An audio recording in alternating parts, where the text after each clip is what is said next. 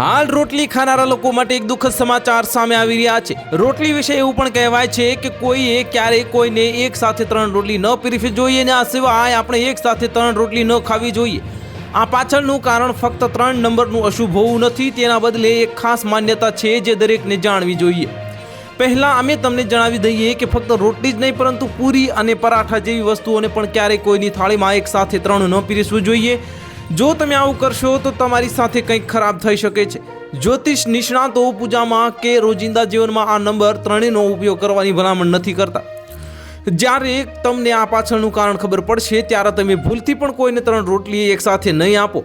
તમે જાણીને નવાઈ લાગશે કે 3 રોટલી પીરસવાનો મૃત લોકો સાથે સીધો સંબંધ છે। હકીકતમાં જ્યારે પણ કોઈ મૃત વ્યક્તિના નામે ભોજનની થાળી મૂકવામાં આવે છે ત્યારે તેમાં 3 રોટલી રાખવામાં આવે છે, અને એટલા માટે જ્યારે આપણને કોઈ જીવિત વ્યક્તિને રોટલી પીરસીએ છીએ ત્યારે આપણે એક સાથે 3 રોટલી આપવાનું અવગણીએ છીએ। 3 સિવાય તમે ગમે તેટલી રોટલી આપી શકો છો। જો તમે કોઈને એક સાથે 3 રોટલી પીરસો છો તો તેની સાથે કંઈક ખરાબ થઈ શકે છે। એટલું જ નહીં, ત્યારે તમારે એક સાથે 3 રોટલી ખાવાનું પણ ટાળવું જોઈએ। સ્વસ્થ શરીર માટે તમારે ફક્ત 2 રોટલી, 1 વાટકી દાળ, 50 ગ્રામ ભાત, સલાડ અને 1 વાટકી શાકભાજીની જરૂર છે।